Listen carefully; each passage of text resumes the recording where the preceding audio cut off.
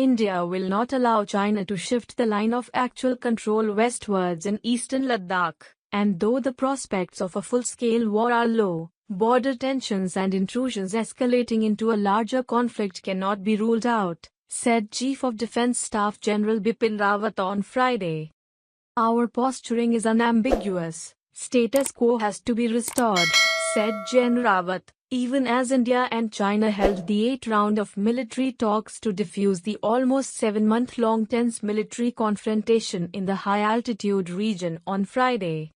In the overall security calculus, a full-scale conflict with China is low on probability.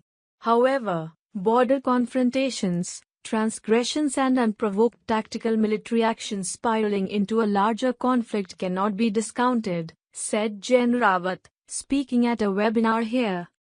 The country's top military officer also stressed India will not allow any shifting of the LAC by China, which he said is now facing unanticipated consequences of its misadventure due to the firm and strong response by the Indian forces in eastern Ladakh.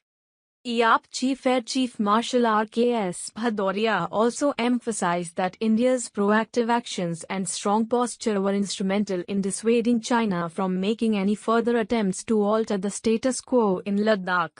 The swift deployment of LAC's offensive capabilities reflected the nation's resolve to use air power if the need arises, he added.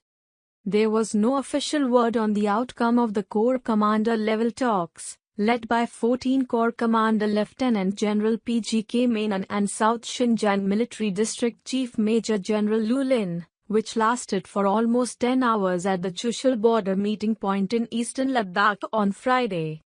Sources, however, said India stuck to its stand of complete de-escalation at troop face-off sites as well as along the entire frontier in eastern Ladakh, rejecting the piecemeal and one-sided disengagement steps being proposed by China.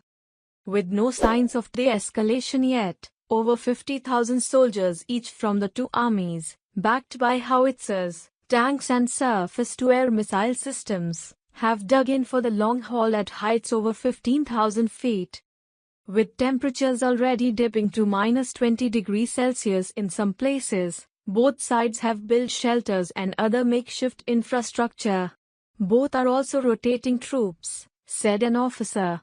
The Army's proactive military maneuver to occupy several tactical heights on the south bank of Pangong Tso Kailash Range area in the Chushul sector on August the 29th to the 30th. After being caught off guard by multiple PLA intrusions across the LAC in May, has provided India with some leverage in the diplomatic and military talks currently underway. China thought it would get away with presenting India with a fait accompli in the finger area on the north bank of Pangong Tso. The PLA was not prepared for India's strong counter-deployment and counter-action, which is forcing it to keep a large number of troops there through the harsh winter, said an officer. At the webinar, General Rawat said India had no option but to be prepared for a two-front scenario because China and Pakistan are increasingly acting in collusion. The economic slowdown due to the COVID-19 pandemic has made China repressive at home and aggressive abroad, as is evident through its posturing in the South China Sea, East China Sea and the Taiwan Straits. For India, the challenges have manifested with military flare-ups along the LAC. In the coming years, we are likely to witness the aggressive pursuit of hegemonic interests by China, he said. The persisting boundary dispute, China's support to Pakistan, its increasing influence in South Asia through BRI projects and unbalanced economic relationship is likely to ensure that in the near future, the Sino-India relationship will remain a fundamentally competitive one, he added. If you want to watch more informative and interesting videos like these, subscribe and don't forget to tell your friends to subscribe to our channel. Thanks for watching our channel, Indian Armed Forces.